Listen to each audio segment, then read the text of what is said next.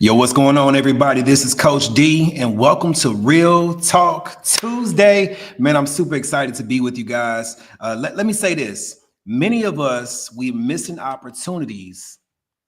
Guess why? It's not because we don't have the desire. We're missing opportunities because we want it for the wrong reason. I'm about to explain. But like I said, welcome to Real Talk Tuesday, where we give no fluff. We keep it real with you, and we don't hold anything back, man. Can I be honest? I'm seeing way too many superstars. I'm talking about people that have made it to the highest level possible. They crashing. Like some literally and some figuratively. They crashing. And it doesn't sit right with me because I'm like, man, you got all that talent and yet you're letting it go to waste because you're going after the opportunities and you're doing it with the wrong motives. What do I mean by that? Some of us, we said, man, for instance, I'm going to prove them wrong. All those haters, man, all those people that doubted me, that spoke down to me, that said I couldn't make it. My whole thing is I want to make it to the league so I can prove them wrong. That's the wrong motive. Instead, you should be thinking, now I want to prove myself right, that I do have what it takes. And like, whether they keep talking or not, that doesn't matter. The thing that fuels me is that I want to prove to me that I have what it takes to make it to the league. Some of us, man, we over here thinking that, you know what, I got to get that bag, man. I just want that money. That's all I want, dog. I just want money. That's on the surface level, man. So that's the wrong motive. It's not wrong with getting money. Don't get me wrong. Like, go get your money. Go get the bag. But where we miss it is if we got all this money and we don't do no good with it. So instead, the right motive would be, man, I want to get this bag so I can give back. I want to be able to take care of my community, man. So many people overlook my whole community, man. From the time I grew up, that when I became aware of my surroundings, I realized that, man, when nobody's trying to pour back into the hood, I want to take care of my neighborhood, man. I want to take care of my community. That's a whole nother way of looking at it. But catch this, some of us, we say, you know what? When it comes down to it, man, I like being that superstar, man. I like being the one that has his name on the map. Everybody knows me. Wrong motive. The right motive is this.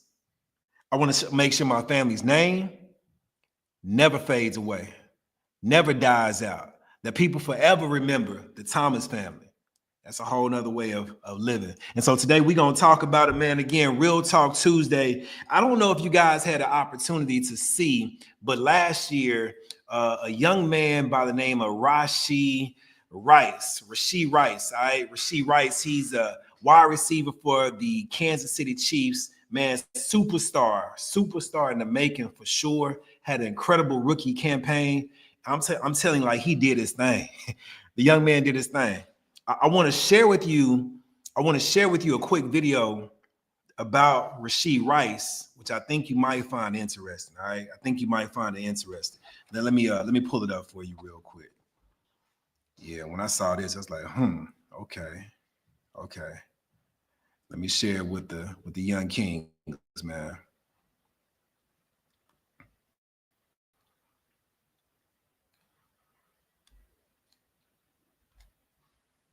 Check it out.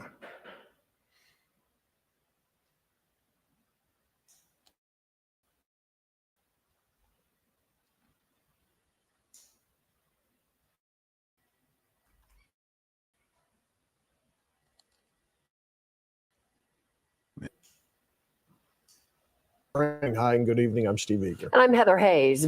But Judge Ernest White, who expressed concern that Rice walked away from the crash without even trying to see to the people who were hurt or even wait.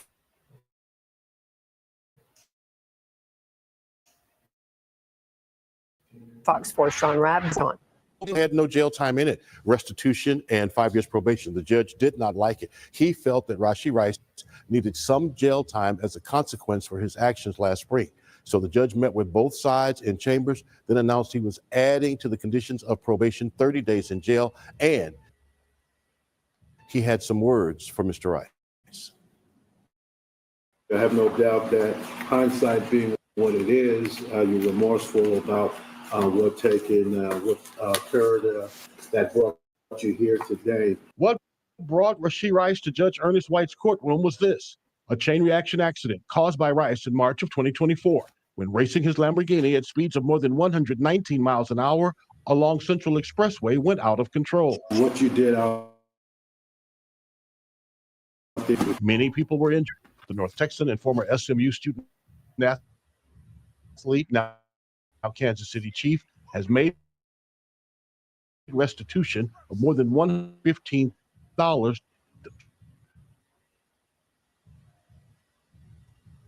What happened?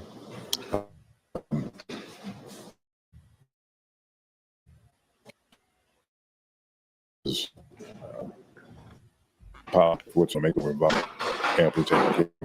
We're continue to do. The state and defense had agreed on a plea bargain of full restitution for all victims and 5 years probation. After the accident, Rice and others with him in both cars that caused the accident walked away before police arrived. That bothered Judge Ernest White, who added jail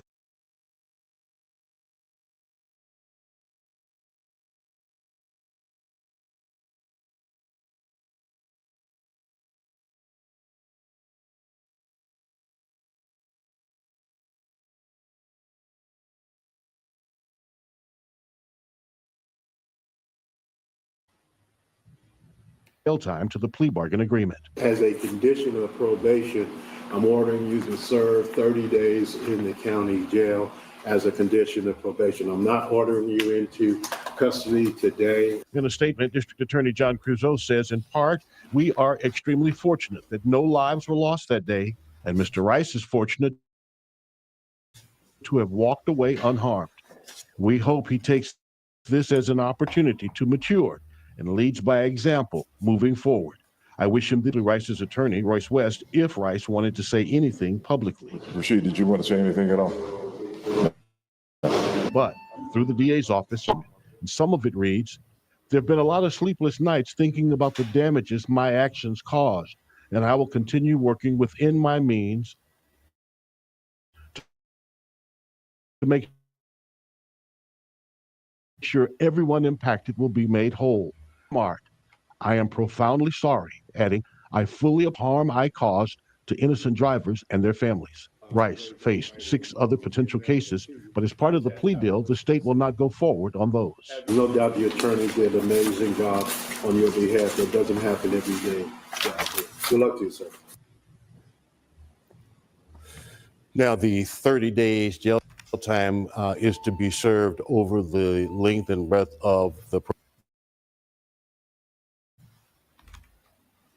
Yeah, to really take a look at what had transpired. Here you have it. Like I say, Rashee Rice, he standout player, man, at SMU. I'm talking about he breaking all kind of records. He enters into the NFL for the Kansas City Chiefs, and man, he has almost 1,000-yard season, right? 7 touchdowns he scored for the year. Ended up having the most receptions, or he had the most receptions and the most touchdowns for a rookie for the Kansas City Chiefs. And then he had the most receiving yards, I believe, for any rookie. Or I think it was the second most receiving yards of any rookie for the Kansas City Chiefs, man. And of course, they went on to win a championship, the Super Bowl that year. He came back the next year. I'm talking about the man came out blazing. He was on track to surpass all of those numbers in every category. But what happens, this young man got around his homeboys, and he gets into his Lambo, and he's like, man, I'm gonna show my boys like I'm still that dude. And what happened is that Rashee, he ended up finding himself letting go of the standards that he should have been upholding. I want to slow down for a moment, because for all of my athletes, man, y'all know that in order for you to be considered one of the best, that there's certain standards that you got to uphold when you're going through the season and when you're leading up to the season. Like there's a certain kind of way that you work out. There's a certain kind of discipline, a certain kind of regimen that you have. There's even a certain kind of way that you eat. Like there's certain things that you pay attention to, and certain things you make sure that you don't even give a second thought to. But there's standards that you actually find yourself upholding.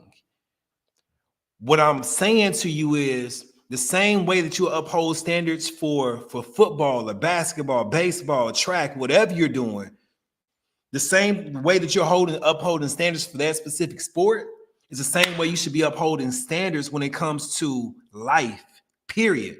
I don't care what aspect of life we're talking about. I don't care if it's just you personally, your mental, your emotional. I don't care if it's your academics, if it's your finances, your relationships, if it's your faith, like whatever aspect of life you wanna look at, every single one of those, the same way you uphold standards over here at the highest level, you should be doing the same thing across the board. And what I realized for this young man right here, Rashee Rice, my man wasn't doing that. That young man was not, man, upholding those standards like he should have been. Now, I don't know if somebody had gotten his ears, say, hey, man, there's some things you might want to make sure you look out for, that you don't give in to the peer pressure. You're gonna have a lot of people. I'm pretty sure somebody has said that. I'm pretty sure one of the veterans, one of the OGs on the team had took him under his arm, under the arms and said, hey, man, let me show you, let me put you on game real quick. I'm positive. But when it came down to it, he got around his boys and he found himself not upholding those standards. I told you, some of us, the reason why we're missing opportunities, it has nothing to do with us having desire for those opportunities. We want it. We want to be Super Bowl champs. We want to be NBA champions. We want to be all pro. We want to be remembered as one of the greatest of all time. We have a desire, but sometimes we have the desire for the wrong reason. I'm just trying to get that bread. And once I get that bread, I'm just going to do me. Like bump all the other people that now I'm responsible for influencing now. Bump all my fans, you know, in the regards of let me lead a life or give an example that's worthy of them following. Bump all that. I'm just here to get paid, man. So I just want to jump right into what I have for you tonight, man. When it comes down to standards and values, I'm going to start with values. So question is, what are values? What are values? Just keeping it simple. When I think about standards, if there are no values, then the standards don't really make sense. Like, because you don't have anything that you're building those standards on top of. Like, they're not rooted in anything, if you will. Right? So what am I saying? For values are this. They're beliefs that people have, especially about what is right and wrong and what is most important in life. And that same belief is what's going to control the way that they move. I know I put belief in here, but it's actually the way that they control their behaviors. That's what the word should be. Those values help control or steer the behaviors. So in other words, one thing I used to say, man, to my cousins and my friends, I used to say, man, I want a wife and 7 kids. And so now when I'm going around and I'm looking, you know, at different girls, you know, that may be in middle school or even high school, mainly in high school, right? I'm going around looking at girls. I'm like, man, yeah, she cute. Yeah, I can date her for a little bit. But I wasn't really on like, yeah, that's wifey material. Like, I had a certain standard for wifey material. Not any girl would do. Like, I wanted her to be able to know how to cook, you know, to have a certain level of self-esteem. I wanted her to be intelligent, to love the Lord, to want to have kids. I want her to be smart. I want her to be friendly, right? Like kind-hearted, like that kind of stuff. I knew what I was looking for, and not any girl would do. And so even in that moment, I found myself, when I came across someone that didn't fit the standards, I said, no, I'm good on that. Why? Because the value that I had is I want a sound family. Like, I want a family that's ain't no family perfect, right? No family is perfect. There's always going to be some level of dysfunction. But I wanted a family that was going to be perfect for me. Does it make sense? Like I wanted a family that wasn't going to have the same issues that I grew up with.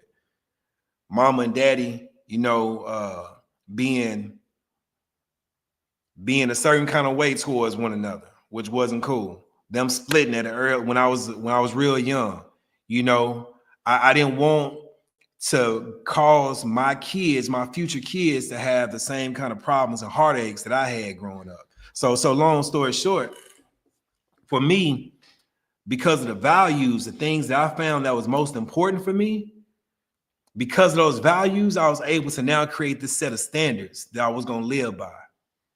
You follow what I'm saying? And I'm seeing those that are crashing, those that have reached the highest level and they're crashing, that their values and their standards, it's like they're not supportive of one another. They're not in alignment. I'm saying I value this, but then I don't have standards that's going to help me to actually make sure I realize or achieve those values. My standards are down here. And so when it comes down to a lot of the young men that I get a chance to work with, those that have made some bad decisions, I ask them, man, well, what's important to you? And a lot of times I'll be hearing stuff that's on the surface. Man, I just want that money, Coach D. I'm like, all right, you want money. All right, you get the money, what you gonna do with it? I'm gonna spend it. What you mean I'm gonna do with it? I'm gonna get the stuff I want. Okay, no, but like, what kind of positive impact you gonna make? And I'm just gonna do me, bro. Like I ain't worried about nobody else. You hear the values are high, but the standards are low. And I'm saying for you, listen to me, young king, I want for you to make sure that your standards match your values, period, point blank. So what are standards?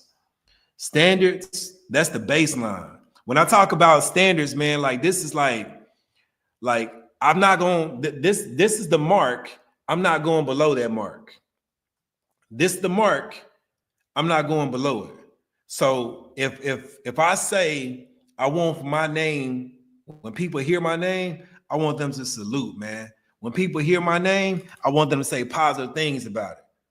Okay, cool. That's what you value. You value a good name. Great. So your standard should be, I'm going to do things that's going to help me to make sure that my name is great, that my name is positively spoken of, that when people hear my name, they like, yeah, that dude, yeah, salute.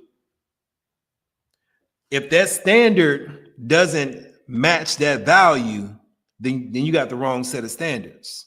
So if what I realize is that for me, anytime I wanted my name to be great, one of the best things I could do is be a man of my word.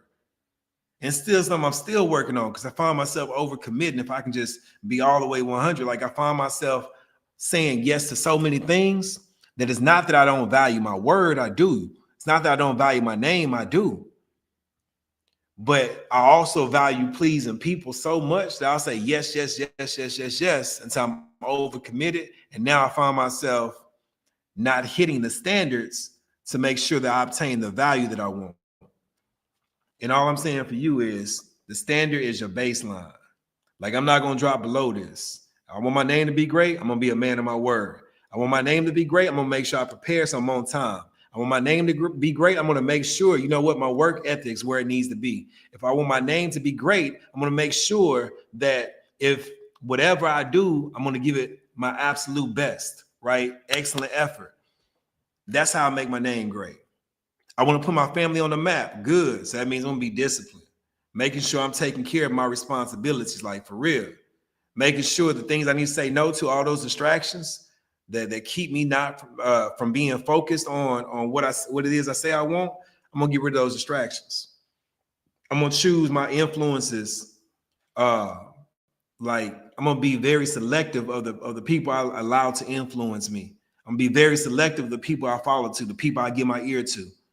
Right. So those standards have to match the values. And if they don't, you're gonna find yourself being in a situation where you crash. And that's for real. And we don't want that. So if you with me, man, I just want you to put this in the chat, man. Just put I uphold standards. If you with me, but just put I uphold standards in the chat. Yep. I'm gonna jump right down to our King's toolbox, man, because I don't even want to mess around. I don't want to drag this thing out. I just want you to hear what it is I have for you today. So in the King's toolbox. So the first thing I want you to think about, when it comes to the King's toolbox. And for all my athletes, y'all familiar with like drills, right? You constantly doing drills for workouts and whatnot. This is one drill I want you to think about. It's called the micro integrity drill. Again, the micro integrity drill. So all this simply saying is I'm gonna take small things that I'm working on, like simple things I'm working on. I'm gonna practice keeping my integrity when I'm doing those simple things. All right, for instance, one thing that I might do starting tonight, is I'm going to honor my word. So I'm not going to make a commitment on something that I'm not willing to back up, right? To fulfill. I'll make sure I make good on my word. So if I tell my wife, like before I had left the house today, I was like, hey, babe, tomorrow what we got to do, we got to make sure, we go on our walk. We got to make sure, you go to your physical therapy appointment, so on and so forth. I bet. So I got to make sure that I honor my word. If I told my son, listen, I'm going to give you that cut, man, I got to make sure I'm good on giving him that cut. You feel what I'm saying? So honor your word. That's one. But every single day, I'm making sure I'm doing that. Another thing could be, you know what, man, I'm going to make sure that, I don't know, I'm just making up stuff right now, that I prep the night before. I'm going to make sure I prep the night before. I know what I got to do. I'm looking at what I got to do for tomorrow. I'm going to work out in the morning. Bet I got my workout clothes. I know I got class, at 8 o'clock. Bam, I'm going to make sure I got whatever assignments need to be turned in at 8. Boom, I know I got work at 5 o'clock. I bet I'm going to make sure I got my work stuff ready to go. I'm prepared, man. You understand what I'm saying? So I'm preparing the night before. And every single day or every single night, I'm making sure I do what? Prepare, right? So again, these are the micro integrity. This is the micro integrity drill. I want you to make sure that whatever you are choosing to do, you consistently do that every single day. I'm not asking you to do 10, 20, 30 different things. No, just keep it simple. 1, maybe 2 things. That's cool. We don't need to focus on more than 1 thing. 2, definitely not more than 2. All right, just give me 1 or 2 things that you're gonna focus on. Matter of fact, I want to see what it is that you plan on working on, man, for real. So drop that in the comments for me. All right. The other thing I want to put it out there is this. This is something that I found to be helpful. If you say you're gonna do something, don't just say it to yourself, but say it to somebody that's gonna hold you accountable. So find that workout partner, that accountability partner. It's like, man, bet I got you. All right. So if I'm gonna honor my word, hey, listen, Kenny, man, I'm doing this thing where I'm trying to really work on upholding my standards, because, man, I want to be excellent when I show up. I want to make sure that once I get to the league, man, I've already formed certain disciplines that's going to help me to sustain that level of success for as long as I can. So what I'm working on for the next 7 days, I want you to hold me accountable, bro. Like text me, whatever, FaceTime me. Like I want you to text me, FaceTime me, and just make sure that I do what I say I'm going to do. So one thing I'm working on is making sure I stay prepared. All right. So the night before, I'm going to get my stuff lined up. And man, I even shoot you a pic real quick so you can see, that I got clothes lined up, got bag, whatever, ready. I'm ready to go. Hold me accountable. Right. So you want that. Listen to me. You want that. One of the best ways I found, man, to go to the next level is to make sure you got a homeboy or even a homegirl, man, that's going to sharpen you. It's going to make you better. Right. And they're going to do that through accountability. So those are the 2 things so far. Micro integrity drill. Pick something, 1 or 2 things that you can work on every single day for the next 7 days. And then the second thing is to find an accountability partner. Somebody's going to make sure that you do what you say you're going to do. They're going to check on you. And if you're not doing it, they're going to call you out. The other thing I want you to think about is this. Remember what I told you in the very beginning. I said, it's not that you don't want the opportunity. You do, but you want it for the wrong reason, right? And so this is called the internal truth versus external praise. What am I saying? If you say you want a thing, if you can see it with your eyes, the reason why you want it, well, I want it because it looks good. I want it because all the girls gonna love me. Those are things you can see with your natural eyes. It's probably for the wrong reason. If you can see it with your eyes, it's probably for the wrong reason. I'm not saying everything, because you can say, no, man, I'm doing it for my mama. You can see your mama, right? But you already know that all the sacrifices your mama, your daddy had made when you were growing up and you were, on your path to making it to the league, they were your biggest supporters. Like, they were always there. They were sacrificing for you. And so every time you see them, even though you're doing it for them, you're doing it because internally you're going to feel good. I'm going to feel good if I can give back to them for all the sacrifice they made. You feel what I'm saying? So even though you can see with your eyes, your parents, it's not the wrong reason, because what it does on the inside, it makes me feel fulfilled, like satisfied, like I'm able to give back. Like I already feel like I'm indebted to them for all the stuff they done for me. The least I can do is this. And so you go out of your way to make sure that you return the favor. That right there is internal. That's the internal truth, right? The internal truth says, man, I'm gonna feel like I've really done something. I really made an impact, that I really helped my parents out. And that means everything to me. Versus, I just want to get that bag. Nah, I gotta be deeper than that. All right. So you want to make sure you have the internal truth versus the external praise. Like, do that checkup. All right. And then the last thing is this: at the end of the day, after you have done that thing that you said you're going to do, you actually have got with your accountability partner, and they said, yep, he did it. No, you did it, dog. Like, good job, man. And you actually checked your motives. Was it internal factors that drove me, or was it external? Man, it was internal. All right, bet. You got 3 check marks. That's good. That 4th check mark is at the end of the day, you want to check in. And this is a simple question I want you to ask yourself. Did I live today like my values matter? Did I live today like my values mattered? In other words, the way I showed up today, if anybody was on the outside looking in, could they tell that what I said is important to me was really important to me? Could they tell? And if the answer is no, or dang, man, I don't know, bro, then we probably didn't. Then we probably did not live like our values really did matter. And I want you to think about that, because truth of the matter, for real, like, what's important to you, if it's really important to you, you ain't gotta spend no time trying to explain that to somebody. They can just tell by the way you move. They can tell by the way you handle business. They can tell by the way you talk, your attitude, your focus. They can tell that there really is something important to you. You ain't gotta spend no time yapping about that. They gonna know. And so I'm saying, for you, at the end of the day, after you done those other 3 things, at the end of the day, I want you to ask yourself, did I live in a way where my values actually mattered? And hopefully the answer is yes. All right. Hopefully it's yes. I just want to open it up, man, before we get up out of here. I want to open it up, man. Any questions, any comments? Or better yet, let me say that. And yeah, I'll take questions and comments real quick, but let me ask you this question. What standard are you going to be focusing on this week? Like, what's that thing?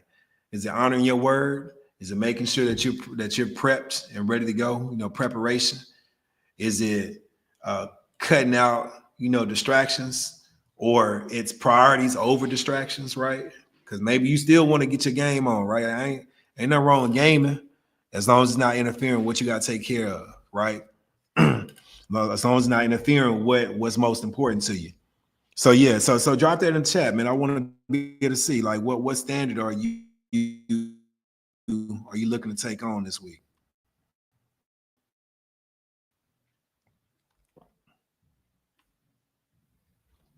Where?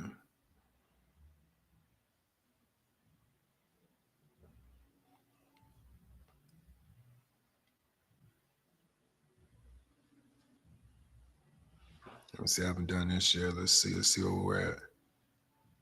All right. So cutting out distractions before until I get my work done. Yup. I love it. I love it. That's what's up. Cool, cool. That's what's up. Good, good, good. So the last thing I'm gonna leave you with is this right here, man. The more I keep thinking about life, like next week, it's crazy that I'm saying it, man. But next week, I'll be hitting 43, man. 43. So being on this earth for 43 years, I'm learning that the things that we want in life, they don't come to us just because we want them.